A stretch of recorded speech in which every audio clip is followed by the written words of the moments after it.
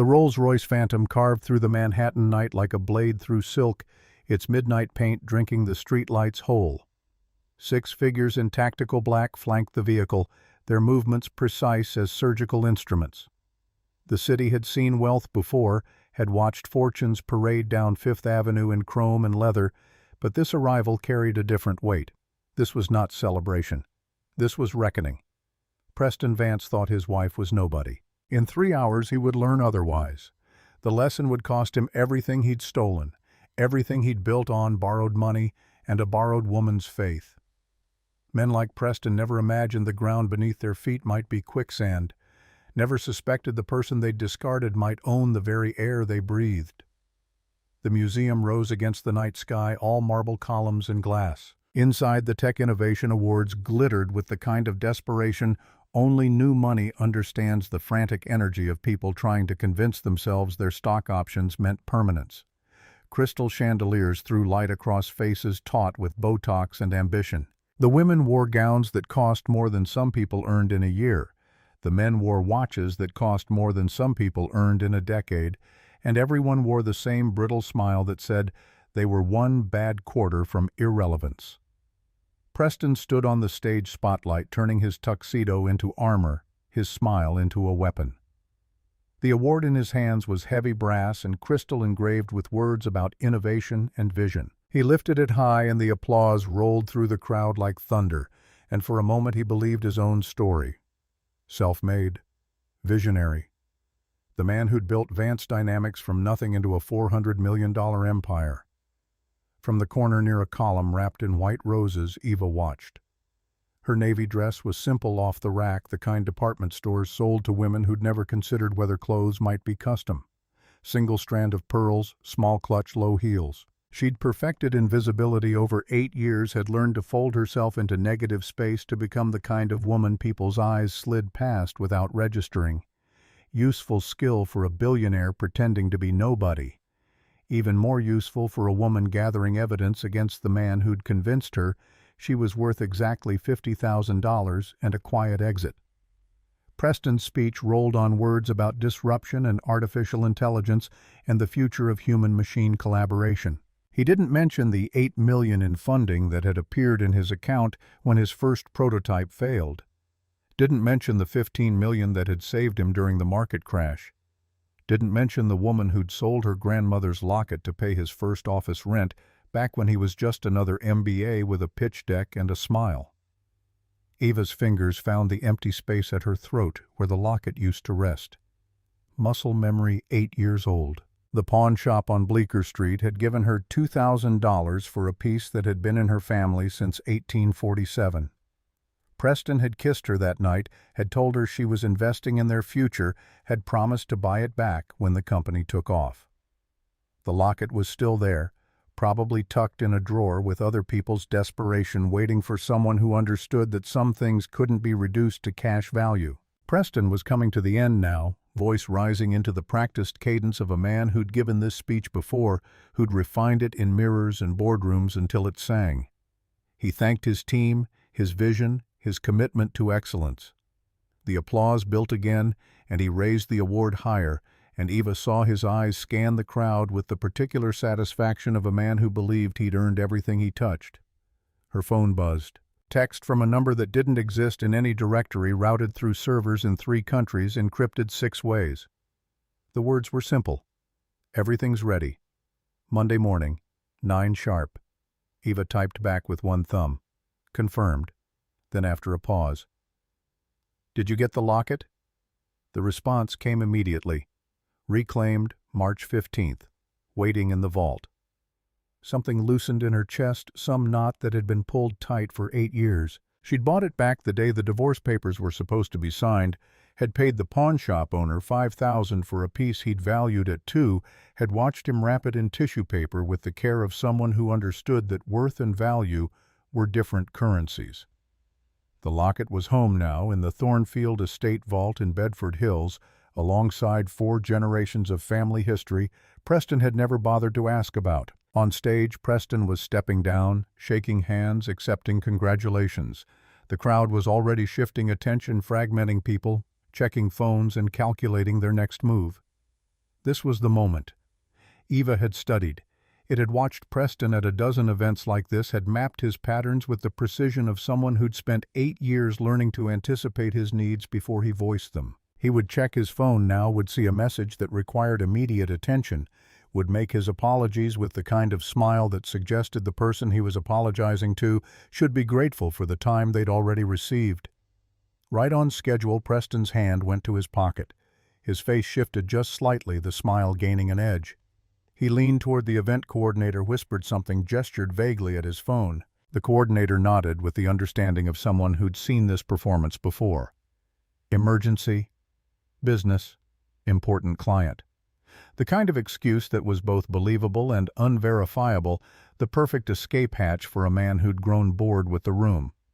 He was moving toward the coat check when Eva felt the first crack in her composure.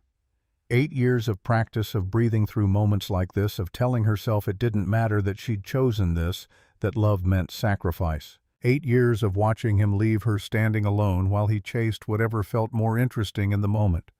She pressed her palm flat against the column, felt the cool marble through her glove, used the sensation to anchor herself. The museum's front windows faced Fifth Avenue, floor-to-ceiling glass that turned the street into theater.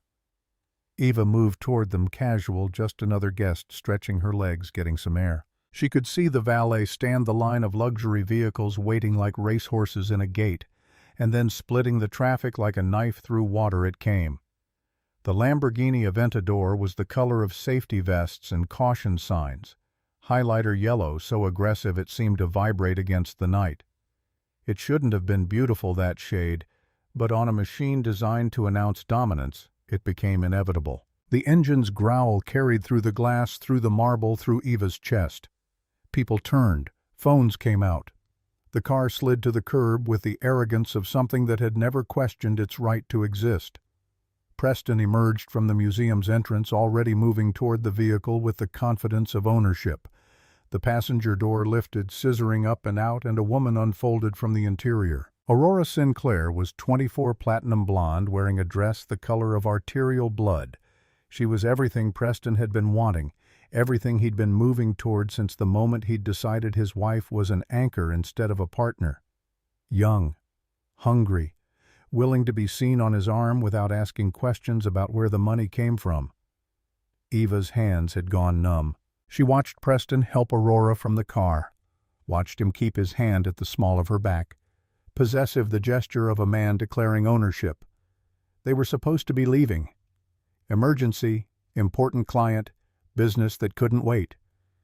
But Preston was turning back toward the museum, was guiding Aurora up the steps, was bringing her into the gala like a trophy he'd won and needed everyone to witness. The crowd had noticed. Whispers rippled through the room, heads turning, the particular attention that comes when scandal announces itself. Preston seemed to feed on it, his smile growing wider, his stride more confident. He was rewriting the narrative in real time, was transforming what should have been humiliation into triumph. "Look at me," his posture said. "Look at what I have. Look at what I deserve."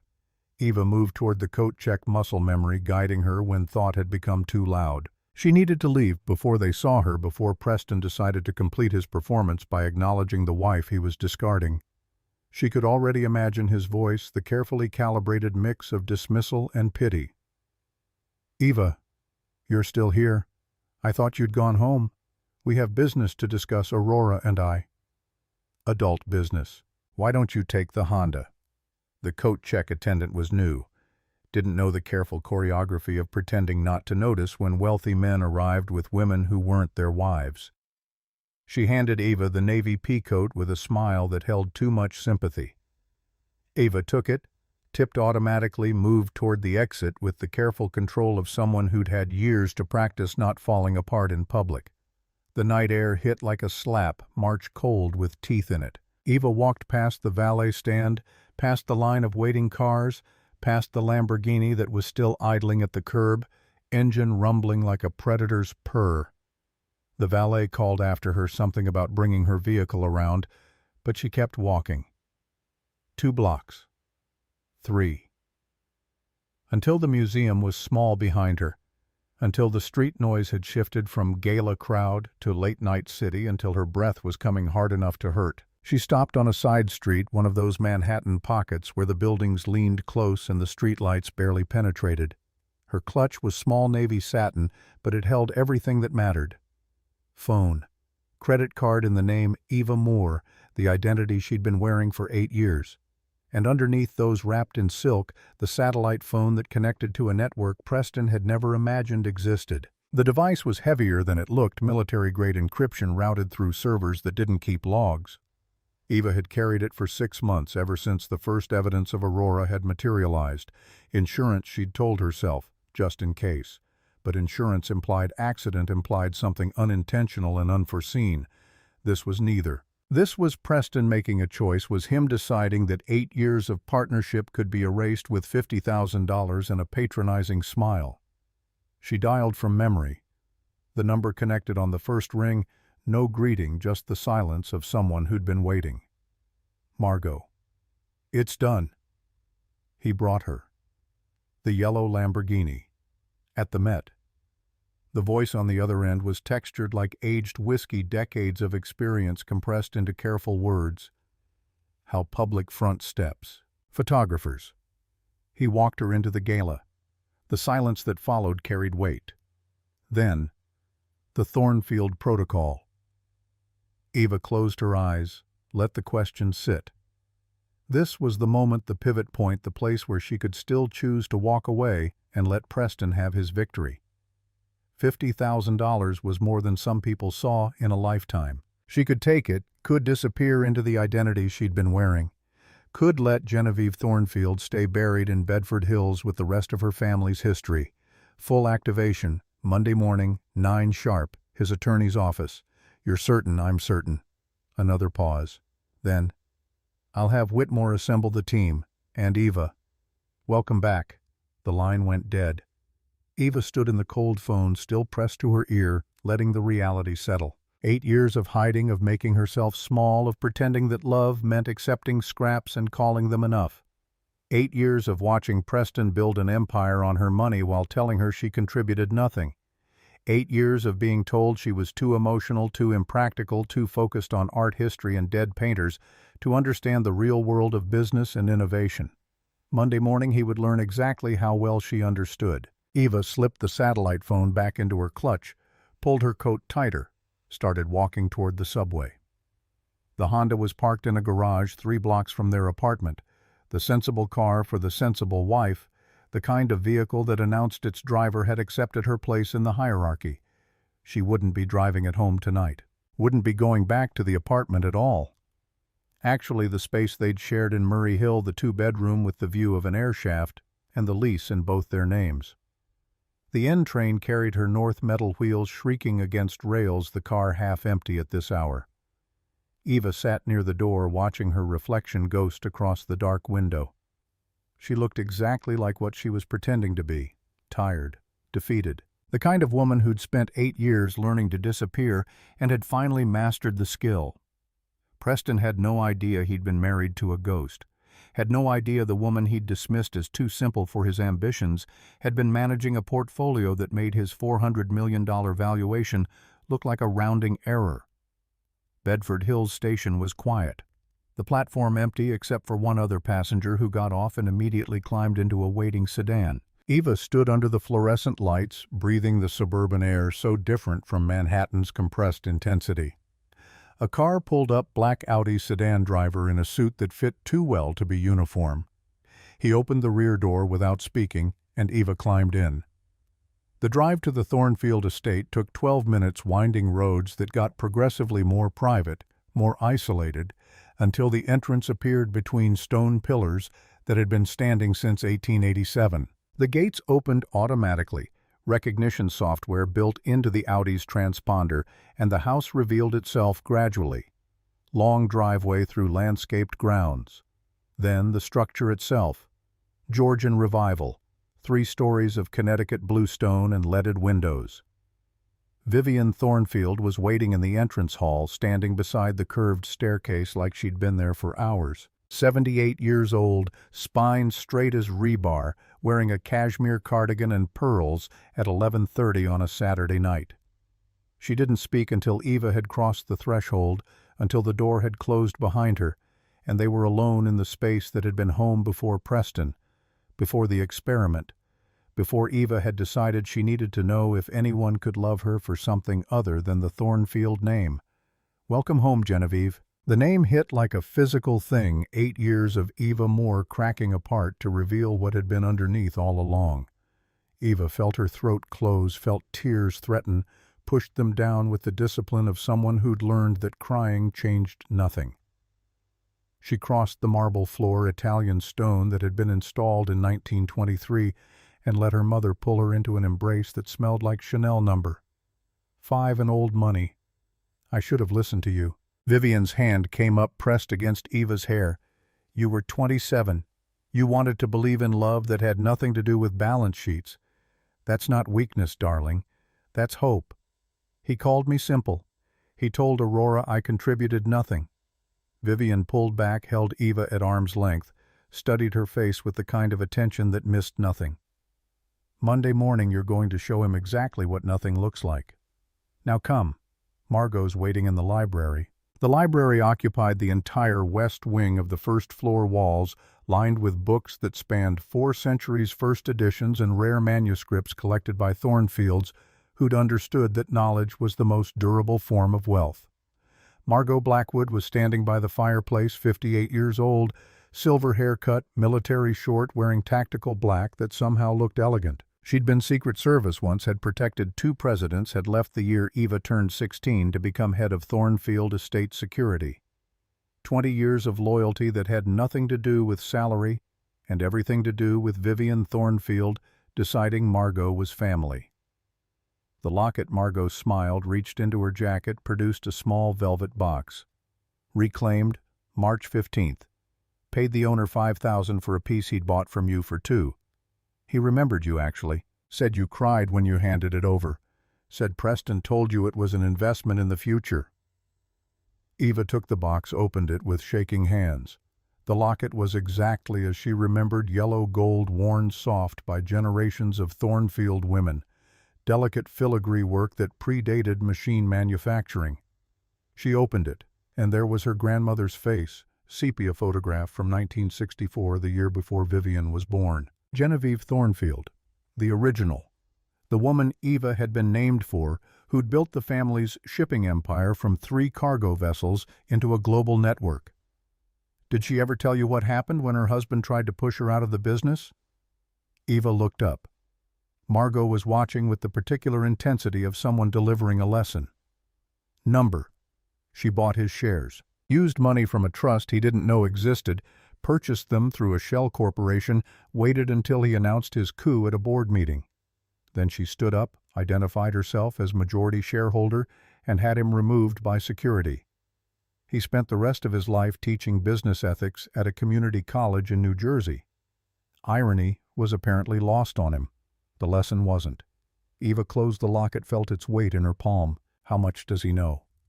Preston. Margot moved to the desk, opened a laptop, spun it around. "Nothing.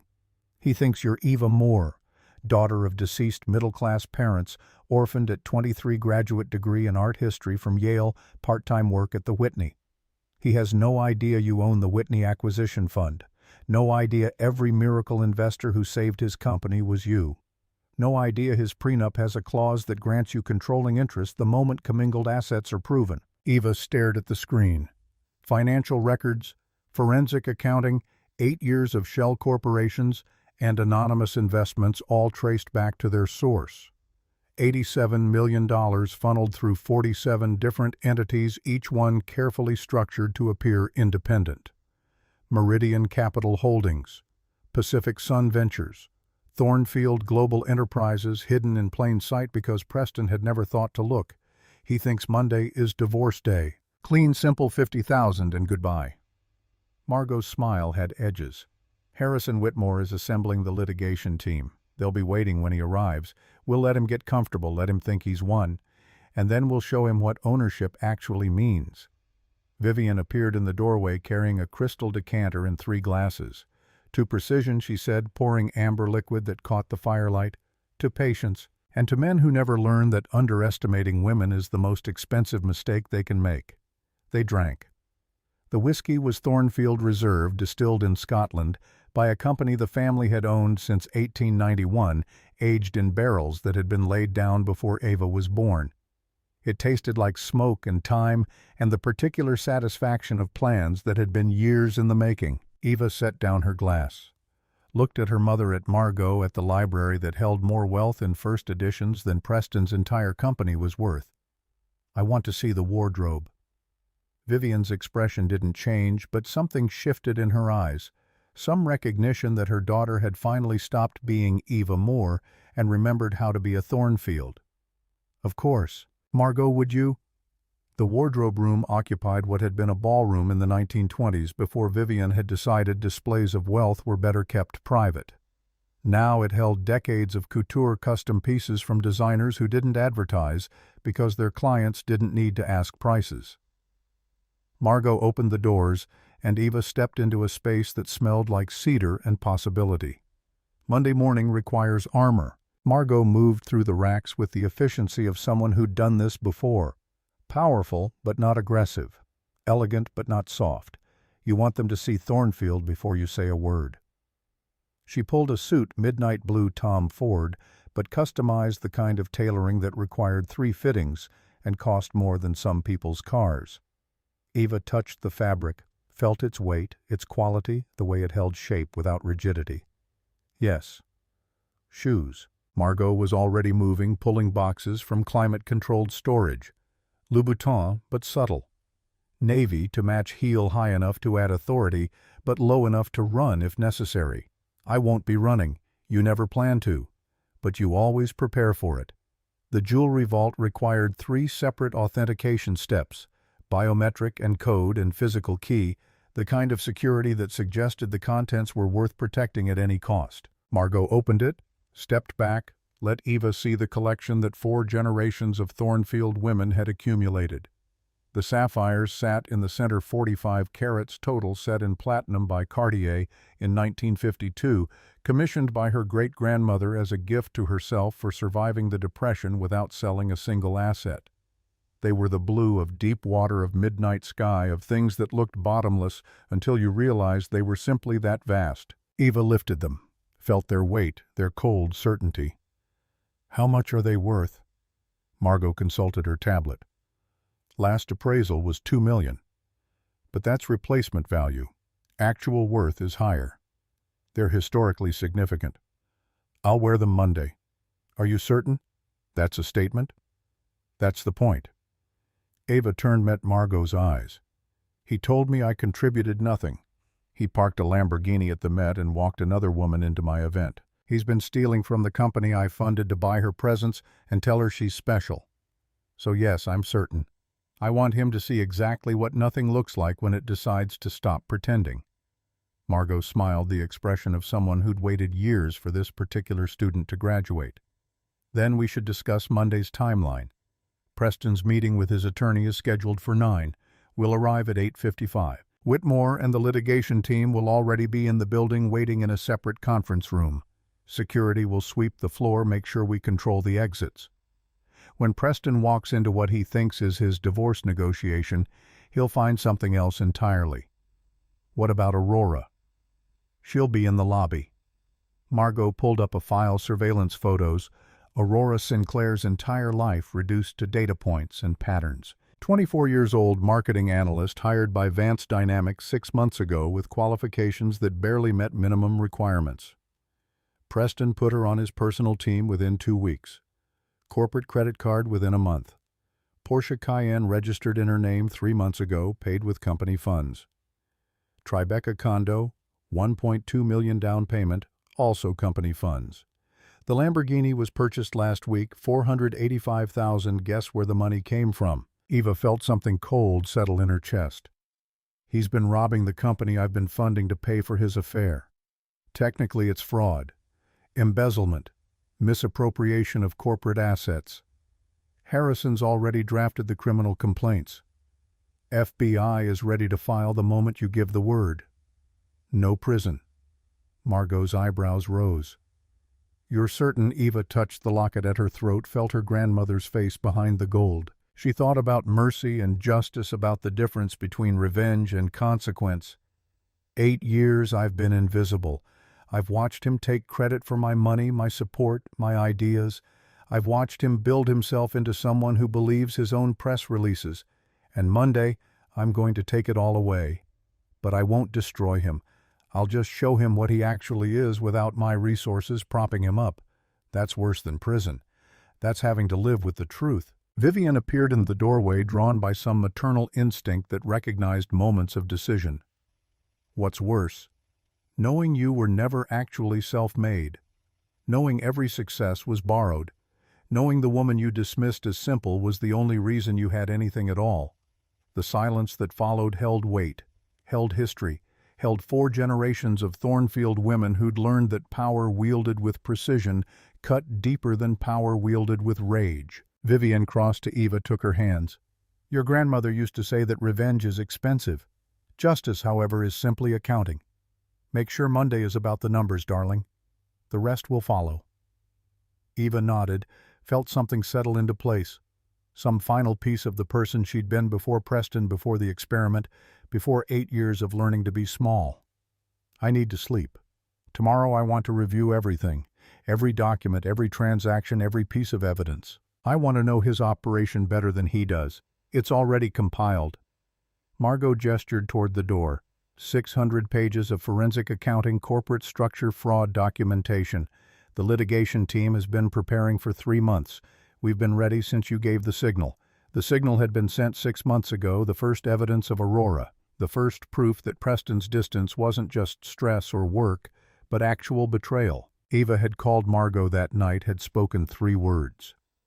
"Start the audit." And Margot had quietly assembled the kind of investigative team usually reserved for corporate espionage and securities fraud, had peeled back every layer of Vance dynamics until the structure was exposed like an anatomy diagram. Eva followed her mother up the curved staircase, past portraits of Thornfield ancestors who'd built empires and crushed competitors and never once apologized for knowing their worth. Her bedroom was exactly as she'd left it 8 years ago, before Preston, before the marriage, before the decision to see if someone could love her without the weight of the family name. The bed was turned down, fresh linens that smelled like lavender and starch.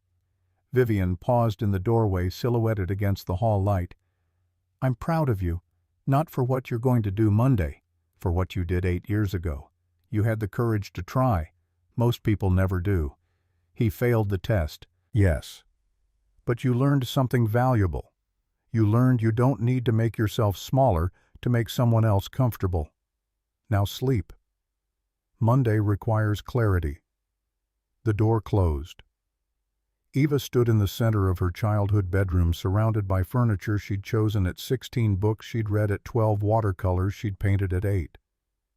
This room held the person she'd been before Preston convinced her that being a Thornfield was something to hide rather than something to honor. She opened the velvet box, looked at her grandmother's face, sepia and stern and somehow certain. Did you ever doubt yourself? Did you ever wonder if the power was worth the loneliness? The photograph didn't answer, but the weight of the locket did. The certainty of gold that had been passed down through generations of women who'd learned that worth wasn't something other people assigned. It was something you claimed and defended and refused to negotiate. Eva set the locket on her nightstand, exactly where it would have been if she'd never sold it, if Preston had never needed rent money, if the experiment had never begun. Tomorrow she would study 600 pages of evidence. Tomorrow she would prepare for the moment when Preston walked into his attorney's office expecting a quick divorce and found something else entirely. But tonight, for the first time in 8 years, Genevieve Thornfield was home. Sunday morning broke cold over Bedford Hills March. Sun struggling through clouds that promised snow. Eva woke to silence, the kind that only existed 40 miles from Manhattan, where money had purchased enough land to keep the world at a distance. She lay still for a moment, letting reality settle. Yesterday she'd been Eva Moore, the forgettable wife. Today she was Genevieve Thornfield again, and the difference felt like shedding skin. The forensic accounting files waited on her desk, 600 pages Margot had compiled over 3 months of investigation. Eva, dressed in cashmere and wool comfort clothes that cost more than most people's monthly rent, and carried the first binder to the window seat overlooking the grounds. Beyond the glass, the estate stretched toward bare trees and winter-killed gardens, acres of privacy her great-grandfather had purchased in 1923 when he decided Connecticut was too crowded and only New York's exurbs offered proper isolation. The first page was a corporate structure diagram, Vance Dynamics mapped like a nervous system, every subsidiary and shell company traced to its source. Preston had built complexity the way some men built walls, layers of entities designed to obscure rather than illuminate. Pacific Ventures, LLC, owned 40% of the operating company. Meridian Holdings controlled another 28%. A dozen smaller entities held the rest, each one seemingly independent, each one carefully documented with formation papers and tax filings that suggested legitimacy.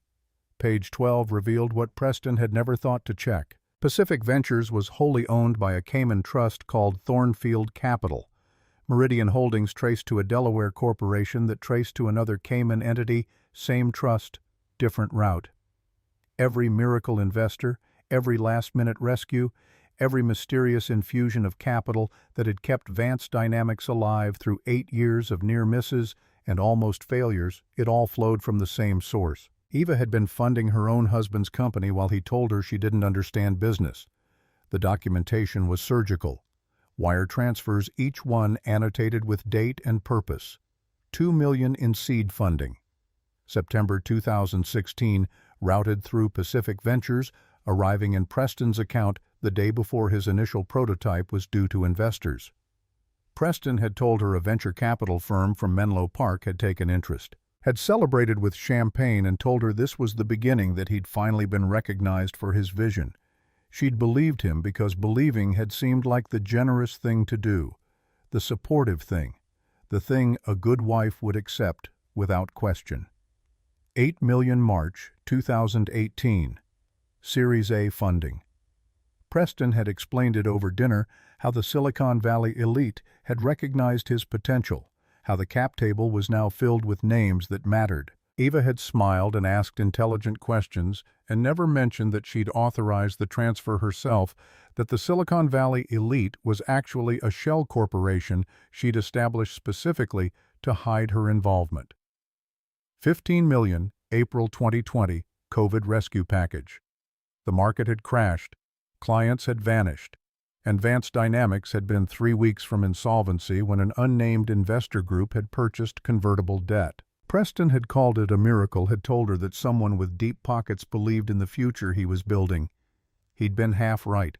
Someone with deep pockets had invested, but belief had nothing to do with it. Eva had been trying to salvage a marriage that was already disintegrating, had thought maybe if she just gave him more time, more support, more runway, he'd remember why he'd married her. 25 million January 2022, expansion capital. Aurora Sinclair had been hired 6 months later. Eva could see the connection now, the way Preston's spending had accelerated after that influx, the way his distance had grown proportional to his bank balance. Money had made him cruel. Or maybe it had just revealed cruelty that had been waiting for resources to express itself. The Porsche Cayenne had been purchased in October 2023. Eva found the documentation on page 47, Corporate American Express, charged to the marketing department budget vehicle registered to Aurora Sinclair. $95,000 for a car Preston had never mentioned for a woman he'd claimed was just an analyst who showed promise. The insurance listed Preston as primary driver, Aurora as secondary vehicle used, justified as client entertainment. The Tribeca condo appeared on page 63. Purchased, December 2023. $1.2 million down payment wired from the Vance Dynamics operating account to a title company deed recorded in Aurora's name, sole and separate. The mortgage documents listed her income as $120,000 annually, marketing analyst salary, barely qualifying her for the loan. But the down payment had come from corporate funds, which meant Preston had stolen. It had taken money. Eva had invested in the business and used it to purchase real estate for his mistress. Eva set down the binder, stared out at the frozen grounds. Theft was such a clean word, implied taking something that belonged to someone else. But Preston had never thought the money belonged to Eva, had never thought to question where it came from, had simply accepted that investors kept appearing, that money kept flowing, that his vision was so compelling that capital materialized whenever he needed it. The narcissism required for that level of blindness was almost impressive. The Lamborghini documentation occupied pages 90 through 94. Purchased March 20th, 2024.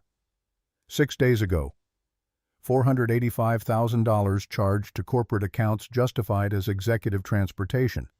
The vehicle was titled to Vance Dynamics, which meant it was technically a company asset, which meant Preston driving it to the Met with Aurora had been both adultery and embezzlement occurring simultaneously. Efficient in its way. Margot knocked once, entered with coffee and something that smelled like breakfast. "You've been reading for 3 hours." Eva accepted the cup, let the heat seep into her hands. "Tell me about Aurora." Margot settled into the opposite chair, opened her own tablet. Aurora Rose Sinclair, born November 1999 in Scottsdale, Arizona. Father's a dentist. Mother teaches yoga. Middle class, comfortable, not wealthy. Graduated Arizona State 2021 degree in marketing. GPA suggests she showed up and did the minimum. First job was social media coordinator for a Phoenix-based real estate company, lasted 8 months. Second job was marketing assistant for a tech startup that folded after 6 months. Third job was Vance Dynamics, hired June 2023, salary $80,000. 6 months in, she's driving a Porsche and living in Tribeca. 6 months in, Preston promoted her to his personal team. Salary jumped to $120. 3 months after that, the Porsche appeared. 2 months later, the condo. The progression suggests he was grooming her, building dependency, making sure she had enough to lose, that she wouldn't walk away when things got complicated. Is she in love with him? Margot's expression suggested the question was almost quaint. She's 24 and he's 40. He bought her a lifestyle she couldn't afford on her own and told her she was special. Whether that's love or transaction probably depends on your perspective. But I've been watching her social media. Lots of posts about luxury, about success, about deserving the best. Not a lot about Preston himself. So she's using him. They're using each other. He gets a young, beautiful woman who makes him feel powerful. She gets access to wealth and status she couldn't achieve independently. It's transactional on both sides, which makes what happens Monday more interesting. What happens Monday? Margot smiled. Preston loses everything. Aurora loses her benefactor. And she'll have to decide very quickly whether loyalty to Preston is worth more than her own survival. My guess is she flips the moment she realizes the money's gone. Eva thought about that, about the particular mathematics of relationships built on resources rather than regard. You think she'll testify against him if it keeps her out of prison? Absolutely. She's an accessory to fraud, accepting gifts purchased with stolen funds. She could face charges. But if she cooperates, provides evidence, confirms the timeline of gifts, and promises the prosecutor might offer immunity. And Aurora strikes me as someone who understands deals. The coffee had gone cold. Eva set it down, picked up the next binder.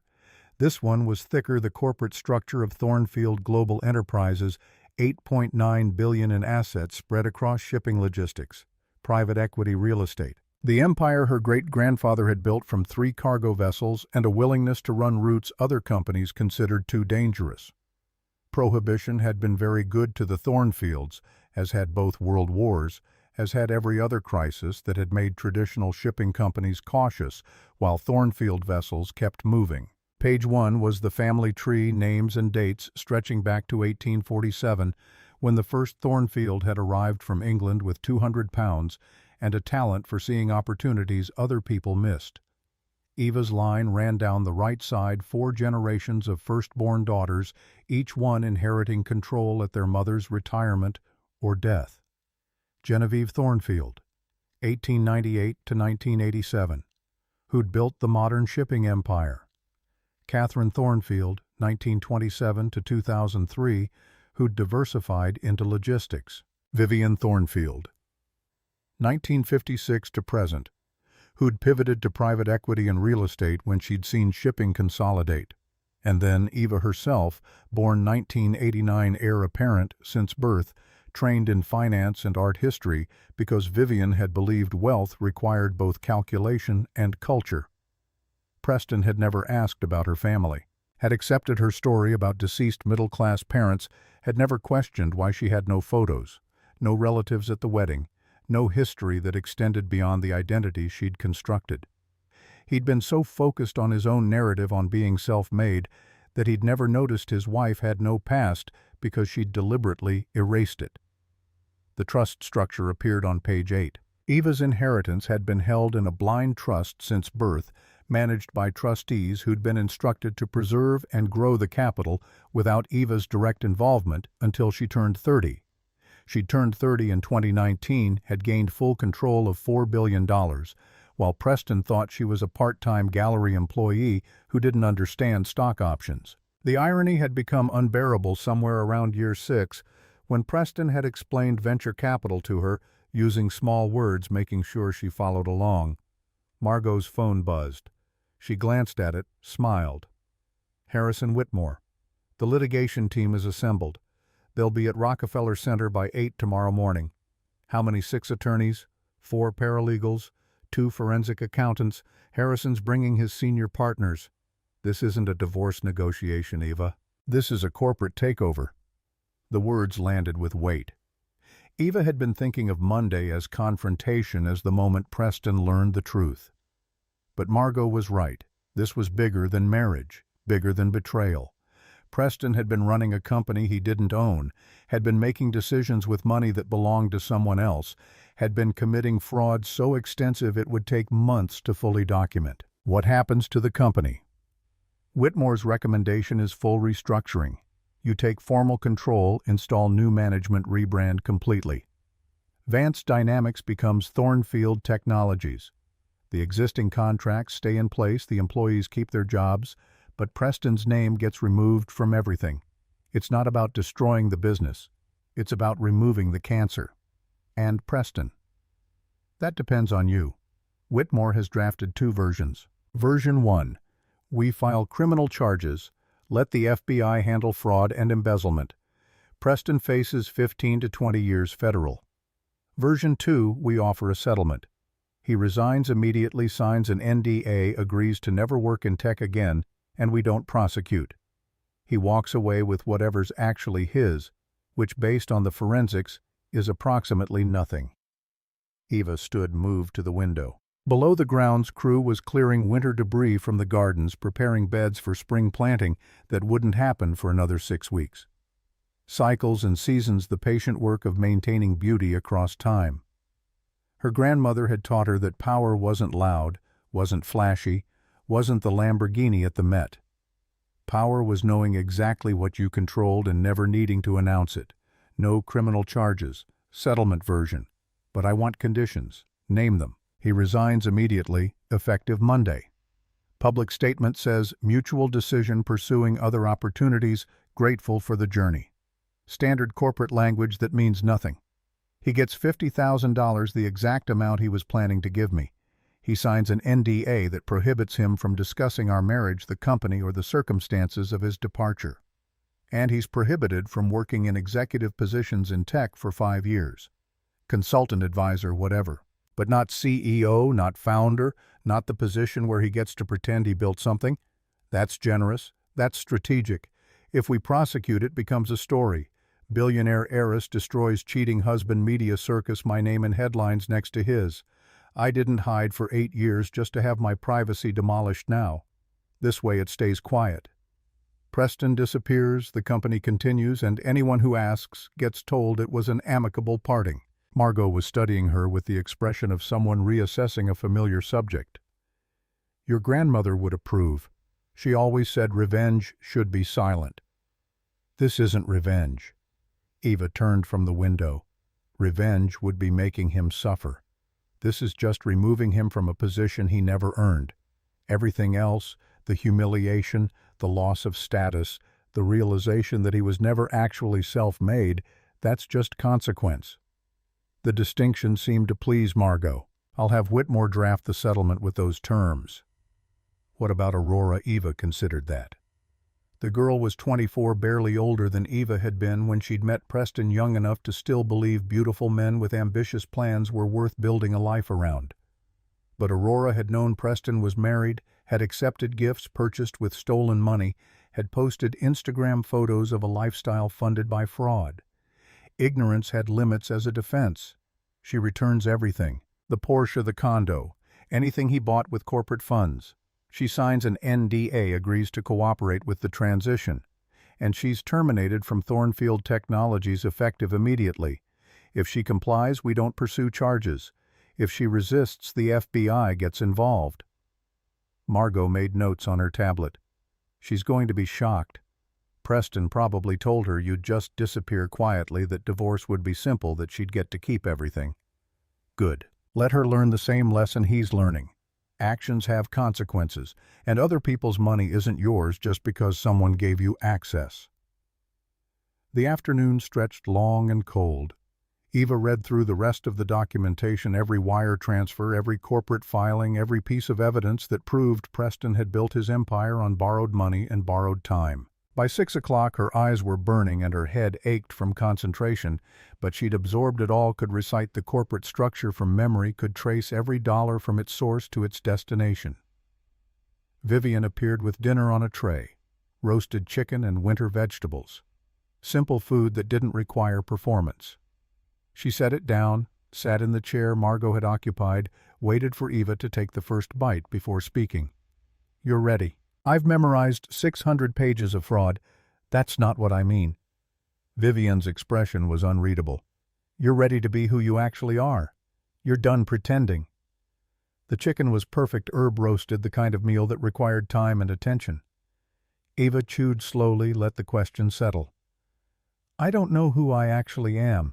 I spent 8 years being Eva Moore. Before that I was trying to escape being a Thornfield. I'm 35 and I've never just been myself. None of us are just ourselves. We're always performing some version, trying on identities to see what fits. But you've spent 8 years testing a hypothesis. You wanted to know if someone could love you without the money." Preston answered that question. He failed. Spectacularly. Vivian picked up Eva's coffee cup, cold now, carried it to the sideboard, and poured fresh from a silver pot. "But failure is data. Now you know. The next time someone says they love you, you won't have to wonder if they're seeing you or seeing what you represent. Will there be a next time?" Her mother returned with the fresh coffee, set it down with the care of someone performing a ritual. "Your grandmother married 3 times. First husband loved her money, second loved her power, third loved her mind. She said the first 2 taught her what to avoid. The third taught her what to look for. You're 35, darling. You have time to learn." The meal finished in comfortable silence, mother and daughter in the library that had held 4 generations of Thornfield women making decisions that shaped empires. When Vivian finally rose to leave, she paused at the door. "I was wrong, you know. 8 years ago when I told you not to marry him. I wasn't wrong about Preston. I was wrong about you. I thought you needed protection. Turns out you needed experience. And now you have it." The door closed. Eva sat alone with the remnants of dinner and the weight of 600 pages of evidence and the knowledge that tomorrow would fracture what remained of her marriage into pieces too small to reassemble. She should have felt triumph or satisfaction, or at least the cold certainty of justice. Instead, she felt tired, the particular exhaustion that comes from maintaining disguises for so long. The mask becomes heavier than the face beneath it. She pulled out her phone, the regular one, the device Eva Moore had carried for 8 years. The last text from Preston was from Friday afternoon. "Working late. Don't wait up." She'd responded with a simple acknowledgement, the kind of message that required no reply, that signaled she'd learned not to expect more than scraps of his attention. The satellite phone sat in her desk drawer, heavy and encrypted. Eva powered it on, sent a single message to Margot. "Ready for tomorrow. Sleep well." The response came immediately. "You'll be magnificent. The Rolls-Royce will arrive at 8:30. Wear the sapphires." Eva climbed the stairs to her bedroom, the route so familiar her feet found the way in darkness. The wardrobe room waited. Tom Ford's suit hanging ready, shoes polished, everything prepared for the transformation. But tonight she needed simplicity. Needed to be just Eva for a few more hours before Genevieve Thornfield took permanent residence. She dreamed of the pawn shop on Bleecker Street, the small storefront where she'd sold her grandmother's locket for rent money Preston had needed immediately. In the dream, the shopkeeper was her grandmother, aged and knowing, accepting the locket with sad understanding. "You'll get it back," dream grandmother promised. "But you'll be different when you do. The person who sold this isn't the person who'll reclaim it." Eva woke at dawn, the dream clinging like frost. She showered in water, hot enough to hurt, dressed in silk and cashmere, descended to the kitchen where Vivian was already drinking coffee and reading the Wall Street Journal in the breakfast nook that overlooked the East Gardens. "Sleep well?" "No. But I'm ready." Vivian set down the paper, studied her daughter over reading glasses that cost more than some people's cars. "You understand this changes everything. After today you can't go back to being invisible. People will know who you are." "Good." Eva poured her own coffee, black, no sugar, the way Thornfield women had been taking it for 4 generations. "I'm tired of hiding." The Rolls-Royce arrived at 8:30, exactly midnight, paint gleaming under the weak March sun. The driver was new, someone Eva didn't recognize, but his posture suggested military background, the particular discipline that came from years of following orders that mattered. He opened the rear door without speaking, and Eva climbed in. The interior smelled like leather and money, the particular scent of vehicles that cost more than houses. Eva had ridden in this car exactly twice before, both times as a child, both times with her grandmother, who'd believed that certain occasions required certain symbols. A Rolls-Royce wasn't transportation, it was a statement, a declaration that the person inside had reached a level where normal concerns about cost or practicality had become irrelevant. Margot was waiting at the Thornfield estate gates, black Cadillac Escalade idling behind the Rolls-Royce. She climbed into the rear seat, brought with her the scent of coffee and tactical efficiency. The team's in position. Whitmore and the attorneys are in a conference room on the 41st floor. Security has swept the building, confirmed Preston's meeting is on 42. We'll arrive at 8:55, give us 5 minutes to get positioned before he shows up at 9. What about Aurora? She's in the Vance Dynamics office, arrived at 7:30. Our surveillance team confirms she's alone working on a presentation. She has no idea what's about to happen. The drive into Manhattan took 40 minutes, traffic heavy, but moving the Rolls-Royce commanding space through sheer presence. Other vehicles moved aside without hesitation, the kind of deference wealth purchased automatically. Eva watched the city approach, steel and glass rising against the morning sky, millions of people pursuing their own versions of success while having no idea that empires were about to shift. Rockefeller Center appeared Art Deco magnificence from an era when buildings were monuments rather than investments. The Rolls-Royce glided to the curb in front of the main entrance, and the Escalade followed. And suddenly there were 6 people in tactical black forming a perimeter, their movements precise as choreography. Eva stepped onto the sidewalk and felt every eye turn. The Tom Ford suit was armor midnight blue that absorbed light, tailored to communicate power without aggression. The Thornfield sapphires caught the morning sun, 45 carats of certainty that had survived depressions and wars, and 4 generations of women who'd understood that worth wasn't something you negotiated. Margot appeared at her elbow, and together they walked through the brass doors, into the lobby's security team flanking heels, clicking against marble in perfect rhythm. The elevator banks required keycard access, but Margot had already arranged it, had made sure every barrier was removed before Eva arrived. The doors opened immediately, and they ascended in silence 42 floors up toward the confrontation that would reshape everything. The law offices of Hoffman and Associates occupied the entire 42nd floor, glass walls and expensive furniture and the carefully curated image of success. The receptionist looked up as Eva's group entered, her professional smile faltering as she tried to process 6 security personnel and a woman wearing jewelry that cost more than she'd earned in a decade. Genevieve Thornfield for the 9 o'clock with Preston Vance. The receptionist's fingers fumbled on her keyboard. "I don't have you on the schedule. Mr. Vance's appointment is a private matter with Mr. Hoffman." Margot leaned forward slightly, voice pleasant but carrying edges. "Call Mr. Hoffman Tell him Mrs. Thornfield has arrived. He'll understand." The receptionist picked up her phone with shaking hands, murmured into it, listened, went pale. "Mr. Hoffman will be right out." Brad Hoffman appeared from the interior offices. 50-something expensive suit, thinning hair carefully arranged to hide the loss. His expression when he saw Eva suggested he was running calculations trying to determine whether this was disaster or opportunity. The sapphires probably helped him decide. "Mrs. Thornfield, I wasn't expecting you this morning." "No, but Mr. Whitmore was. I believe he's in conference room B." Hoffman's expression confirmed defeat. "Yes, of course. If you'll follow me." The conference room was glass and chrome floor-to-ceiling windows overlooking Midtown Manhattan, the kind of space designed to make clients feel both important and small. Harrison Whitmore stood at the head of the table, 70 years old, silver-haired, wearing a suit that whispered rather than shouted money. Behind him sat 6 attorneys, 4 paralegals, and 2 forensic accountants, all arranged with the precision of a military operation. Genevieve. Whitmore's voice carried the warmth of someone who'd known her since childhood, who'd attended her birth and her baptism and every major moment of her life. "You look every inch a Thornfield. I feel every inch one." Eva took the chair at the opposite end of the table, Margot standing behind her left shoulder. "Is everything ready? Every document signed, every piece of evidence verified, every legal avenue confirmed.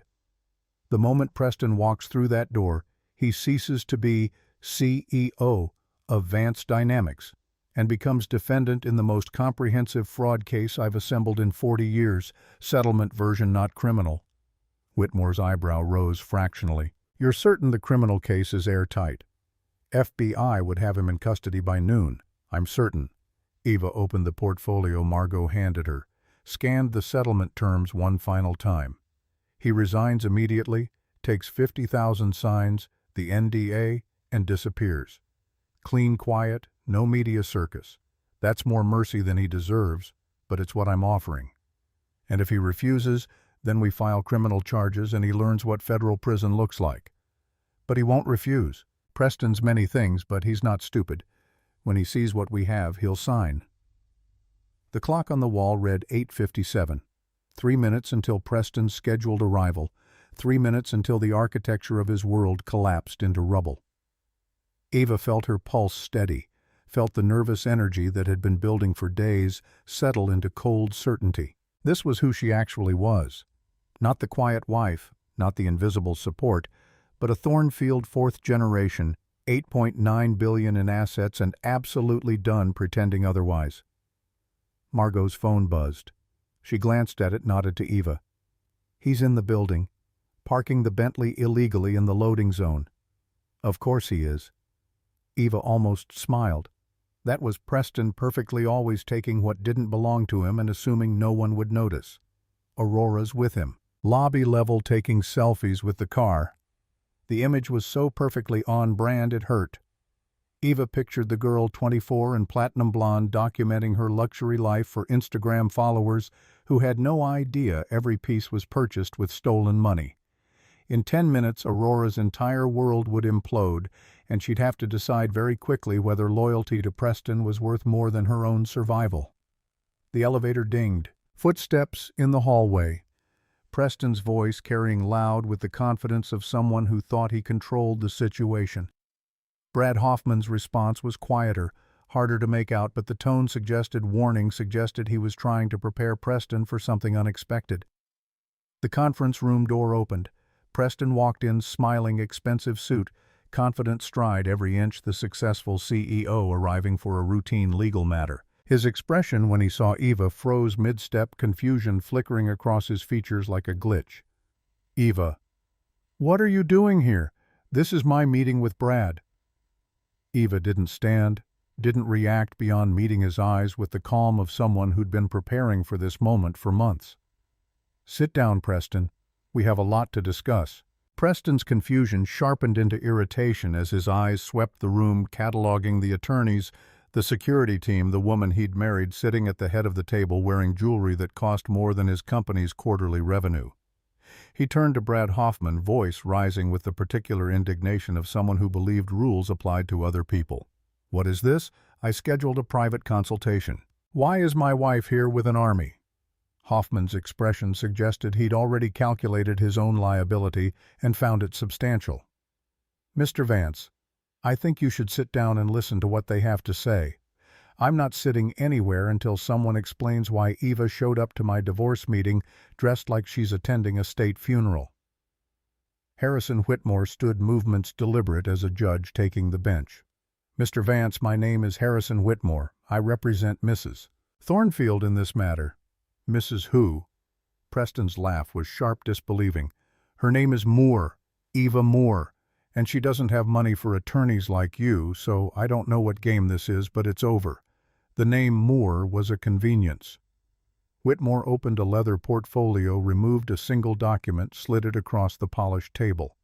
"This is a birth certificate issued by the state of New York, dated August 12, 1989.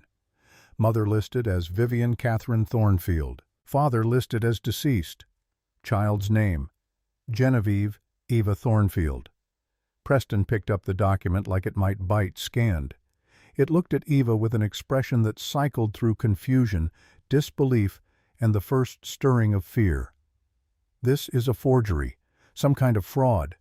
It's certified by the state and verified by 3 independent sources." Whitmore's voice carried the patience of someone explaining gravity to a child. "Your wife is the sole heir to Thornfield Global Enterprises. Perhaps you've heard of them. Shipping logistics, private equity, $8.9 billion in assets." The number hung in the air like smoke after a gunshot. Preston was still holding the birth certificate, knuckles white against the paper brain, visibly trying to process information that didn't fit his narrative.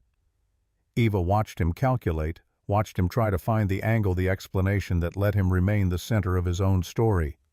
"This is insane." He threw the document back onto the table. "I've been married to you for 8 years. You work part-time at a gallery. You drive a Honda. You're not some billionaire heiress, you're just Eva." "No, Preston." Eva's voice was level, empty of emotion. "I was just Eva. I was testing a hypothesis. I wanted to know if someone could love me for something other than money. You answered that question conclusively." She gestured to Margot, who opened her own portfolio and began distributing packets to everyone at the table. Preston caught his, flipped it open, and Eva watched the color drain from his face as he recognized the contents. Wire transfers, corporate filings, forensic accounting that traced every dollar he'd ever received back to its source. "This is 8 years of financial records." Eva leaned forward slightly, hands folded on the table. "Every miracle investor who saved your company, every last-minute capital infusion, every mysterious entity that appeared exactly when you needed it. Pacific Ventures, LLC, Meridian Capital Holdings, Thornfield Global Enterprises. All of them were me, Preston. I funded your entire company while you told me I didn't understand business." Preston was flipping pages frantically, now scanning documents, his breathing accelerating with each new revelation. "This can't be right. You couldn't have. Where would you get this kind of money?" "Family trust. Established at birth, matured when I turned 30. $4 billion that I've been managing since 2019. I used $87 million of it to keep your company alive because I thought I was supporting my husband's dream. Turns out I was just enabling fraud." "Fraud." Preston's voice cracked on the word. "I built Vance Dynamics. Every line of code, every client relationship, every innovation. That's mine." "Built with what capital exactly?" Whitmore's tone was surgical. "Your initial funding came from Mrs. Thornfield in September 2016. Your Series A came from Mrs. Thornfield in March 2018. Your COVID rescue came from Mrs. Thornfield in April 2020. Your expansion capital came from Mrs. Thornfield in January 2022. You've never raised a dollar that didn't originate from your wife's accounts. You're not a self-made man, Mr. Vance. You're a fully subsidized experiment that failed." Preston was on his feet now, pacing, hands moving through his hair, the physical manifestation of a man whose entire self-concept was disintegrating. "I didn't know. How could I know? The investors, the pitch meetings, the term sheets, they all seemed legitimate. They were designed to seem legitimate." Margot's voice cut through his spiral. Mrs. Thornfield went to considerable effort to hide her involvement. She established shell corporations, hired intermediaries, created paper trails that looked independent. She gave you exactly what you claimed to want: success earned through your own merit. Except you didn't earn it. You borrowed it. And now it's being called due. Preston stopped pacing, turned to face Eva directly. So what this is, revenge. I hurt your feelings at the Met and you decided to destroy me. That's what this is.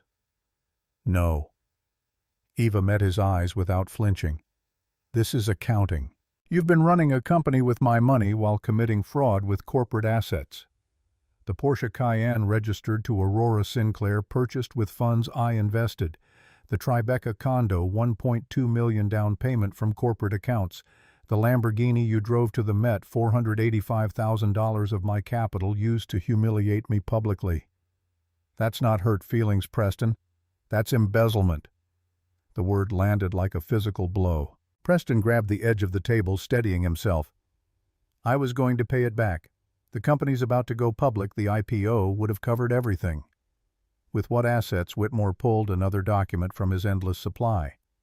Your company has no proprietary technology, no patents, no unique market position.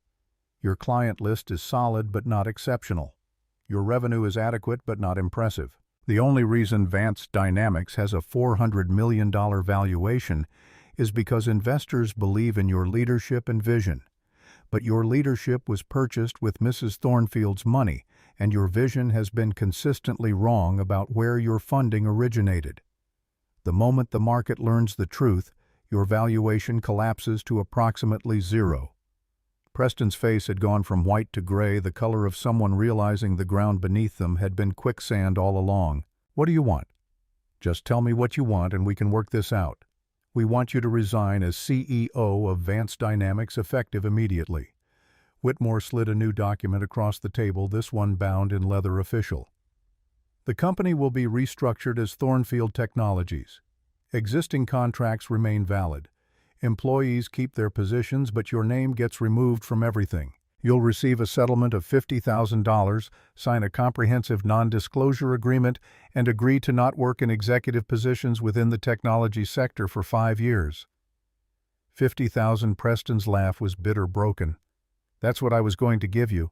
That's the settlement Brad drafted. I know. Eva's voice was soft now, almost gentle. I thought it was appropriate. You can experience exactly what you thought I was worth. The silence that followed was absolute. Preston stared at the settlement documents like they were written in a language he didn't recognize. Outside the windows, Manhattan continued its indifferent march through Monday morning, millions of people pursuing ambitions that wouldn't end in conference rooms on the 42nd floor of Rockefeller Center.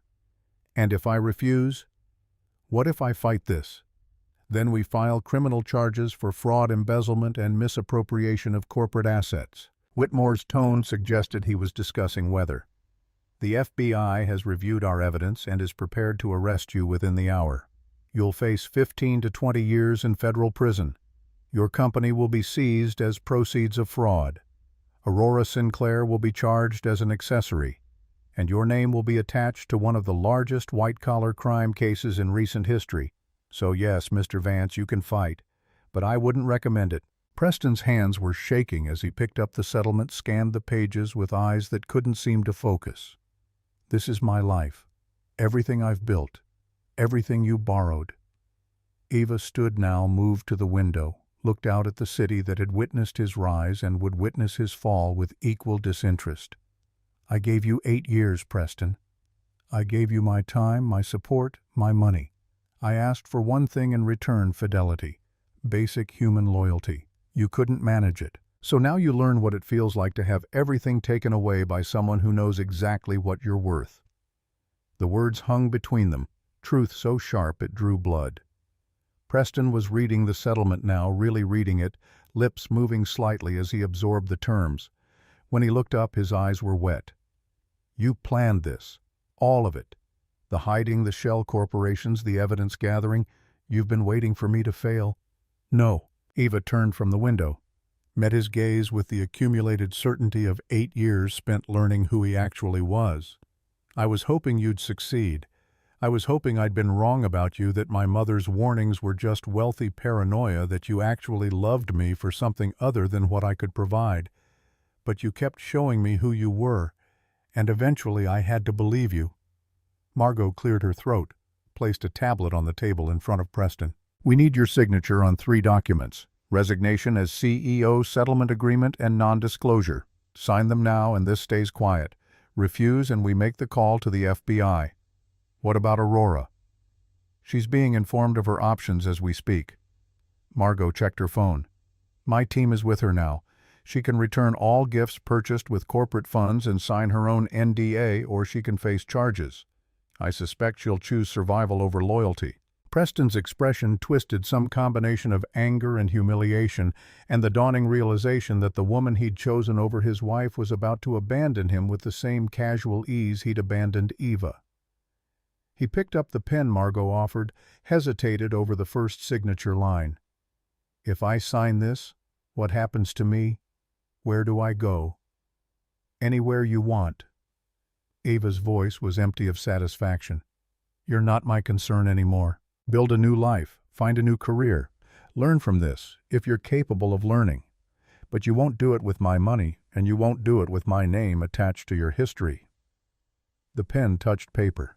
Preston's signature was shaky, nothing like the confident scrawl he usually deployed. He signed the resignation, signed the settlement, signed the NDA, each stroke of ink severing another connection to the identity he'd built. When he finished, he pushed the documents across the table like they were contaminated. "I loved you." His voice was barely audible. "At the beginning, I really loved you. Maybe." Eva picked up her clutch, prepared to leave. "But love isn't just a feeling, Preston. It's action. It's choice. It's deciding every day that someone else's well-being matters as much as your own. You failed that test every single day for 8 years. So whether you loved me at the beginning doesn't really matter anymore." She walked toward the door, Margot and the security team falling into formation around her. Behind them, Preston remained seated, surrounded by attorneys and evidence and the wreckage of everything he'd thought he'd built. Eva didn't look back, didn't need to, had already spent enough years watching him disappear into his own ambitions. The elevator descended in silence 42 floors to ground level, back to the marble lobby where morning commuters moved through their routines without knowing that empires had just shifted overhead. The Rolls-Royce was waiting at the curb, patient and certain, and Eva climbed in without hesitation. Margot settled into the seat beside her, opened her tablet. "Aurora signed everything 15 minutes ago. She's already started packing the condo. The Porsche will be returned to the dealership by end of business today. Fast work. She understands transactional relationships. The moment the money disappeared, so did her loyalty." Margot's expression suggested this outcome had been entirely predictable. She asked if there were any other positions available at Thornfield Technologies. I told her no. Eva almost smiled at that, at the audacity of someone who'd helped destroy a marriage asking for employment from the woman she'd wronged. "Where to now?" "Home. Bedford Hills. I need to see my mother." The drive north took 40 minutes, traffic thinning as they left Manhattan's density behind, exchanging steel and glass for trees and space, and the kind of silence that only money could purchase. Eva watched the landscape change through tinted windows, felt the weight of 8 years beginning to lift, felt the person she'd been pretending to be finally separating from the person she actually was. Vivienne was waiting in the library, same chair she'd occupied that morning, reading glasses perched on her nose, newspaper folded to the crossword. She looked up as Eva entered, studied her daughter's face with the particular attention of someone who could read volumes in small expressions. "It's done. It's done." Eva collapsed into the opposite chair, suddenly exhausted. He signed everything. Aurora cooperated. Vance Dynamics becomes Thornfield Technologies tomorrow morning. Preston gets $50,000 and disappears. How did he take it? Like a man who'd just learned everything he believed about himself was wrong. Eva closed her eyes, let her head fall back against the chair. "He said he loved me. At the end he claimed he'd loved me at the beginning. Perhaps he did." Vivienne set down the paper, removed her glasses. Love and character are different things. You can love someone and still betray them. The betrayal doesn't erase the love. It just proves the love wasn't strong enough to matter. The wisdom in that felt heavy, felt earned through decades of watching people choose comfort over courage. Eva opened her eyes, studied the ceiling, the plasterwork that had been installed in 1887 and survived 4 generations of Thornfields making decisions in this exact room. What happens now? I'm 35, divorced, running a company I never wanted. What exactly am I supposed to do with the rest of my life? Whatever you choose. Vivienne stood moved to the window that overlooked the east gardens where spring bulbs were just beginning to push through frozen ground. You've spent 8 years discovering what you don't want. Maybe spend the next 8 discovering what you do.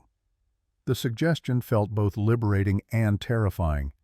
Eva had been so focused on the experiment on testing whether love could exist without wealth that she'd never considered. What came after, the hypothesis failed. Now the test was complete, the results documented, and the future stretched ahead like unmarked territory.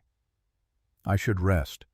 Tomorrow there's the transition to manage press releases to approve 100 decisions about Thornfield Technologies that I'm not qualified to make. You're more qualified than you think. Vivian's reflection in the window was sharp, certain. You've been managing complex operations for 8 years without anyone knowing. That's harder than doing it publicly. Now you just get to stop hiding. Eva climbed the stairs to her bedroom, the route so familiar, her feet found the way in darkness.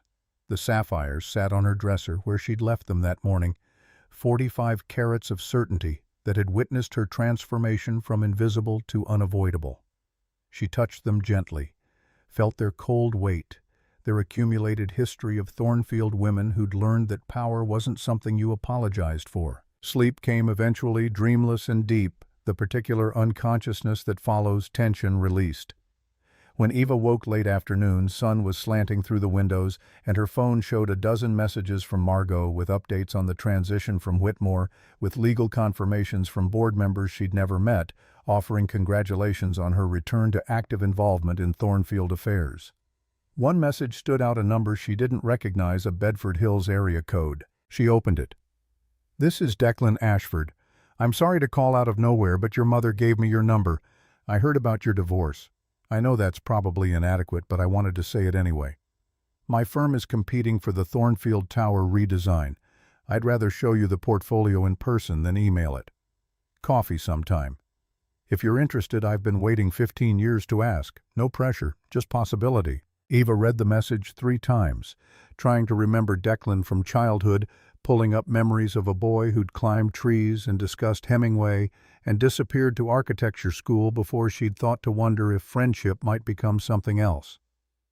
15 years was a long time to wait, long enough to suggest patience, long enough to suggest he wasn't interested in the Thornfield name so much as the person who carried it. She typed back slowly. "Wednesday, 7 o'clock.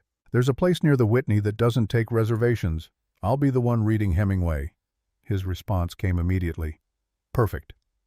"And Eva, I'm not interested in your money. I have my own firm.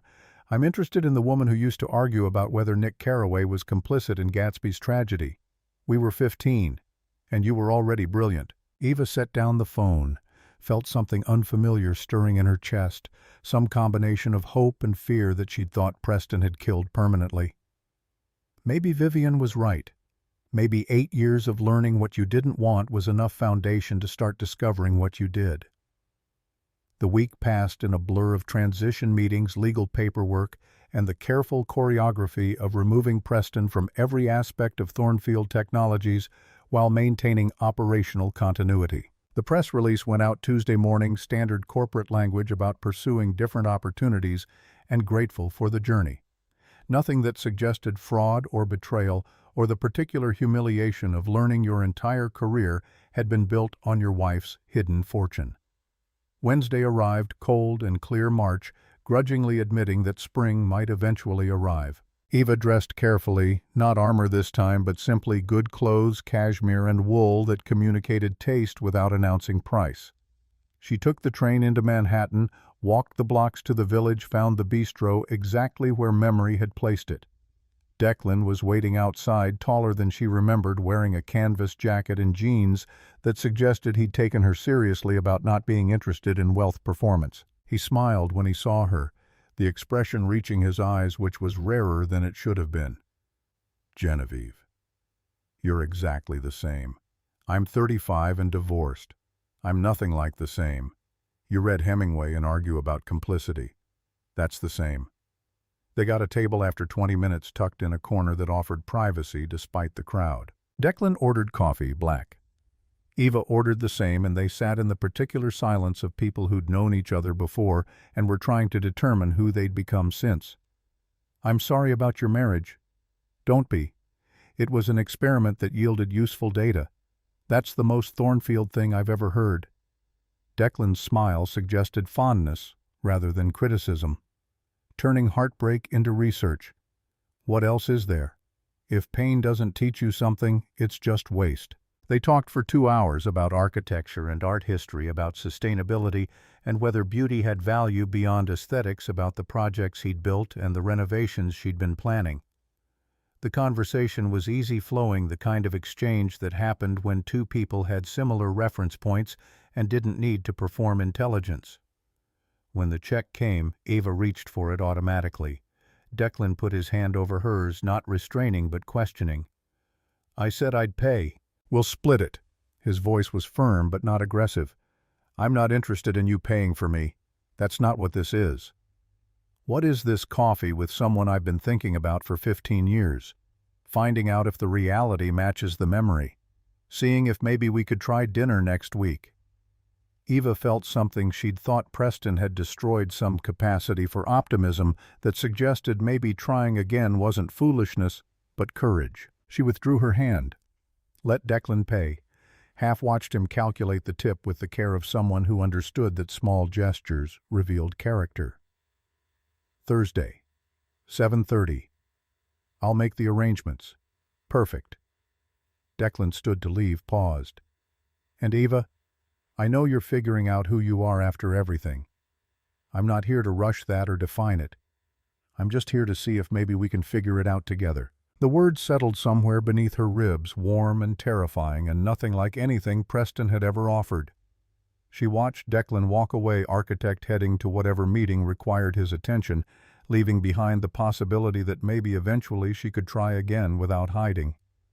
Spring became summer, became autumn, seasons changing while Eva learned to be Genevieve Thornfield without apology or disguise. Thornfield Technologies thrived under professional management, ethical AI that actually solved problems rather than creating them. The board meetings she attended quarterly were efficient and productive decisions made by people who understood that her name carried weight, but that weight came with responsibility. Declan became a constant dinner. Thursday nights, museums on Sundays, conversations that stretched hours without either checking phones or calculating next moves. He met Vivian and treated her with respect rather than deference. She met his father and discussed sustainability rather than money. They were building something careful and deliberate, testing foundation before adding weight, and Eva found herself learning that love without performance was quieter but deeper than she'd imagined. The Thornfield Foundation launched in September, her grandmother's name attached to an organization that funded women rebuilding after financial abuse. Eva had spent 3 months working with lawyers and accountants to structure it properly, ensuring the money would reach people who actually needed it, rather than disappearing into administrative overhead. The gala was scheduled for the 3rd Friday in September. 500 donors invited. The Museum of American Finance rented for the evening. Eva stood in her bedroom the night of the gala, studying her reflection in the full-length mirror. The navy gown was simple but perfect, Oscar de la Renta, custom-made, the kind of dress that whispered wealth rather than shouting it. The Thornfield sapphires rested against her collarbone, and her grandmother's locket hung beneath them, reclaimed and restored symbol of everything she'd lost and found again. Declan appeared in the doorway wearing a tuxedo that fit him like he'd been born to it. "You look like someone who knows exactly who she is." "I'm still figuring that out." "We all are. But you're doing it honestly now. That's the difference." They drove into Manhattan together, Declan's car rather than the Rolls-Royce, because some occasions required presence rather than performance. The museum was transformed, all candlelight and flowers, the kind of elegant restraint that suggested the people attending didn't need to announce their wealth, because everyone already knew. Eva worked the room with practiced ease, years of training in how to be gracious when gratitude felt performative. Donors approached with checkbooks and warm words. Board members introduced themselves with careful respect, and slowly the night built toward the moment when she'd have to stand at the podium and explain why this foundation mattered, why these women deserved support, why wealth carried obligation. At 8 o'clock, Vivian touched her arm. "It's time." Eva moved to the stage, felt the weight of 500 pairs of eyes tracking her movement. The microphone was live, amplifying her breathing until she stepped close enough to speak. She looked out at the crowd, at faces she knew and faces she didn't, at people who'd come because they believed in the cause and people who'd come because attending was socially required. "Good evening." Her voice was steady, years of practice in not showing fear. "Thank you for being here tonight. Thank you for supporting the Thornfield Foundation and the women we serve." She paused. Let the attention settle. "This foundation exists because I learned something valuable. I learned it over 8 years in a marriage that taught me more through its failure than its success. I learned that love without character is just transaction, that wealth without purpose is just accumulation, and that the best revenge isn't destruction, it's resurrection." The room was absolutely silent, people leaning forward recognizing that they were hearing something true rather than something rehearsed. It's becoming so certain of your worth that other people's opinions become irrelevant. It's understanding that you don't need validation from people who couldn't see your value when you were standing right in front of them. She touched the locket at her throat, felt its familiar weight.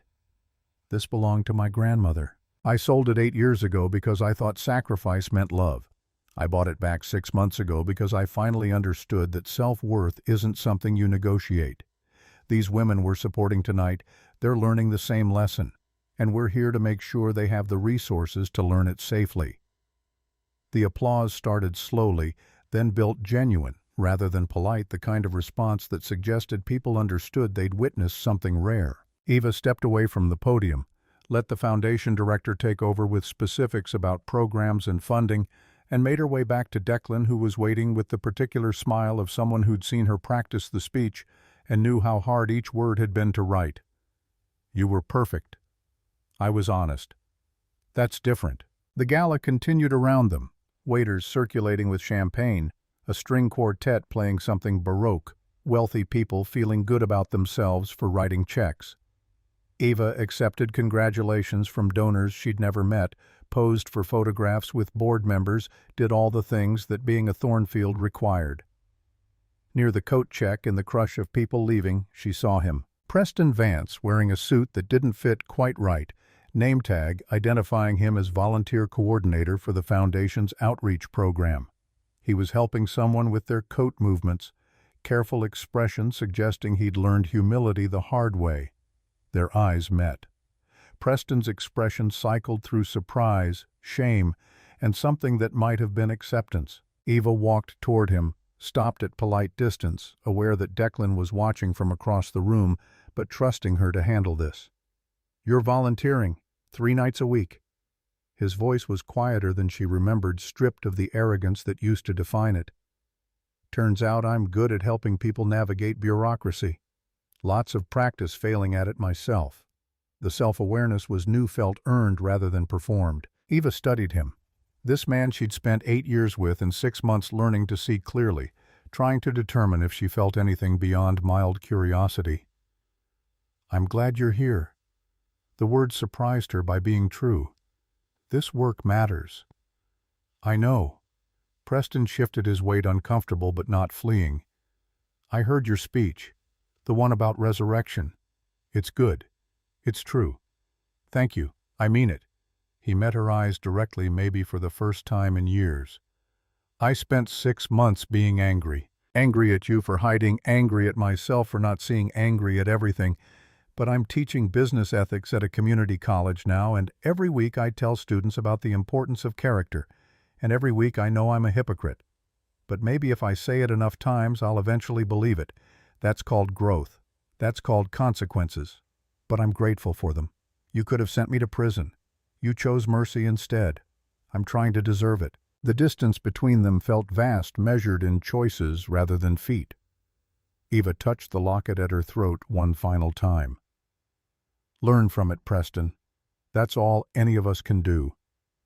She walked away back to Declan, who offered his arm with the easy confidence of someone who'd never needed to prove his worth through performance. They collected their coats, stepped out into September night that smelled like almost autumn, and the Rolls-Royce that Margot had sent was waiting at the curb because some occasions required certain symbols. Declan climbed in beside her, took her hand as the car pulled away from the museum. "You okay?" "Better than okay." Eva laced her fingers through his, felt the city slide past the windows. "I'm exactly where I need to be." They drove north through Manhattan past the museum where Preston had humiliated her, past Rockefeller Center where she'd reclaimed her power, past all the spaces where she'd been invisible and chosen to become seen. The city stretched endless and indifferent, millions of people pursuing their own versions of success while having no idea that resurrection was simpler than they imagined. You didn't need revenge when you had the courage to rise. You didn't need validation when you understood your worth. And you didn't need other people's approval when you'd finally learned the most expensive lesson wealth could teach, that the only opinion that mattered about your value was the one you held yourself. The car carried them toward Bedford Hills, toward the estate that had always been home, even when she'd pretended otherwise. Vivian would be waiting with late dinner and questions about how the gala had gone, and the particular satisfaction of watching a daughter finally become who she was always meant to be. Eva leaned against Declan's shoulder, felt the weight of 8 years finally release completely, felt the future open ahead like unmarked territory that she was finally ready to explore. Not as Eva Moore, who'd hidden from her own name, not as Mrs. Vance, who'd made herself small to make someone else comfortable, but as Genevieve Thornfield, fourth generation, who'd learned through pain what her grandmother had tried to teach through wisdom.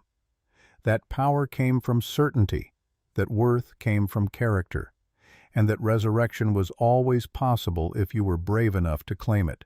The Rolls-Royce glided through the Thornfield gates, past the stone pillars that had been standing since 1887, up the long driveway to the house that held 4 generations of women who'd learned the same lessons in different ways. The doors opened, light spilling out into darkness, and Eva stepped from the car knowing with absolute certainty that she was finally completely, undeniably home. And this time she was staying.